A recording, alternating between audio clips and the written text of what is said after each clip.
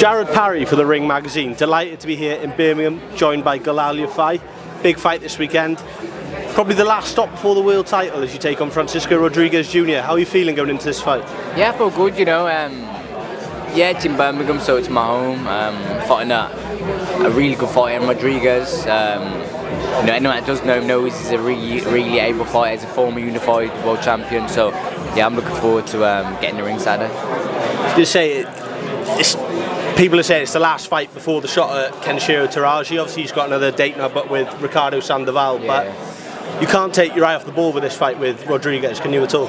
Nah, not always. He's worthy of fighting for someone like Rodriguez for a world title. Like I said before, like I've had a hard route, man. Look, I've had Sonny, who was #1 in Ring magazine.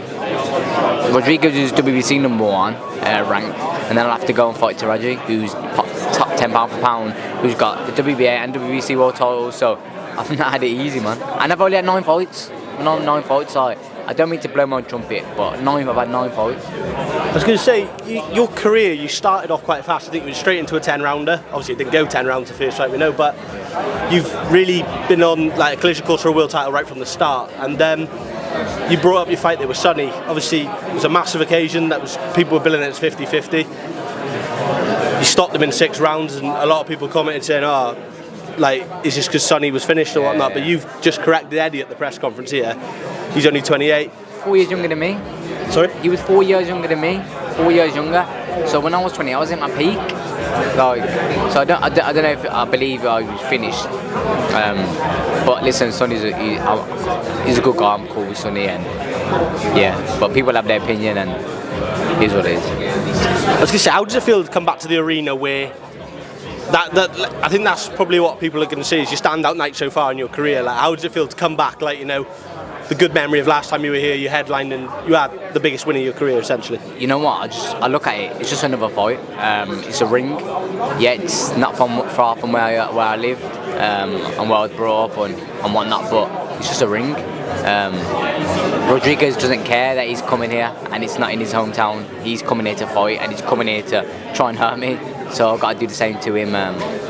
So yeah, it should be a good fight for the fans. Just say that's what they're promising, all action, you know, 2 styles at gel. Yeah. Are you prepared for everything though? Yeah, I always prepare for everything. You know, whatever style, whether he's running backwards or he's coming forward, you have to prepare for that in boxing. That's how you become the best, and that's what I'm looking to do. You see, the next step would be Kenshiro Teraji, obviously WBC and WBA world champion.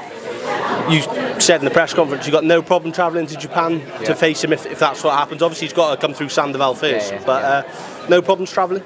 No, I don't mind. I can't expect people just to come here for me like I'm the superstar and I'm the king.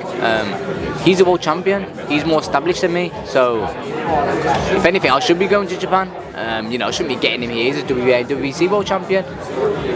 But I wouldn't mind if he come here. But realistically, he's going to come here? Probably not. He don't have to come here, does he? But I'll have a chat with Eddie after and hopefully he can bring him over. I was going to say, obviously he is the one that you're going to be mandated for, but you've also got Yabuki and you've got Olasquaga as well. Yeah. We've been keeping an eye on them just in case an opportunity was to come up that you could jump in and fight them next if it wasn't Teraji. I don't really keep an eye on them. I don't keep an eye on none of them at all. I haven't really watched any of them, but I know they're really good fighters. Olasquaga's a really good fighter. Yabuki's a really good fighter, and Teraji's a really good fighter. So they're all really good fighters, and not even they're really good fighters. People that are below them that don't hold world titles are really good. So it's a good division. It's a hard division. But yeah, hopefully I can get that Teraji fight after. Going back to your comment saying that, like, obviously 28 was your prime. Obviously that's when you won your Olympic gold medal.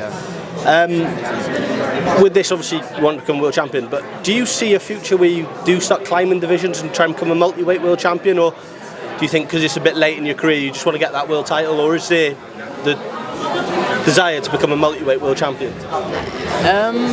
Yeah, I would love to go in weights and fight. I know people talk about the BAM fight and whatnot, and I'd love that fight. I'd happily go up to Superfly. I make flyweight easy, but I'd go up to Superfly for like a big fight, like a BAM fight. But BAM's a 2-weight world champion. He's a 2-weight world champion. He's like top 6 pound for pound or something. It's like I've not even won a world title yet. I've had 9 fights, and people are putting me in that bracket. So people want to discredit me, but then they want to put me in with them kind of guys or talk about me in them brackets. Let me win the world title first, and then I'll be happy, more than happy to go and fight back. I do want to ask you about a couple of upcoming fights. Obviously, with the Ring magazine, we've got our show coming up, Ring 3, July 12th. Shakur Stevenson against William Zepeda, Edgar Berlanga against Hamza Shiraz. Just want to get your thoughts and predictions for those fights. Okay, what was the first one? Shakur Stevenson versus William Zepeda. I think Shakur Stevenson just beat him comfortable. I think he beat him comfortable, but I do think Zepeda's a really good fighter. He throws a lot of punches. Second fight is Berlanga and Shiraz. I'd probably have to side with Berlanga, but I do like Shiraz. I think he's a really good fighter. I'd probably just side with Berlanga on experience because he's fought, Canelo and whatnot, and he didn't do too bad with Canelo. I know he lost, but I'd just probably side with Berlanga. But yeah, I wouldn't put my house on it. Final, I got to ask you about. It's been billed a bit as the fight of the century. It is being billed as the fight of the century. Sorry, Canelo versus Terence Crawford. Just what's your opinion on that fight? I think Canelo. I like Crawford, I really like Crawford, but I think Canelo's too big, too experienced. He's been in massive fights for years now against superstars, and well, he's a superstar, but yeah, I think Canelo. Brilliant. Galal Yafai, best of luck for Saturday, and thank you for speaking to the Ring magazine. Thank you, mate.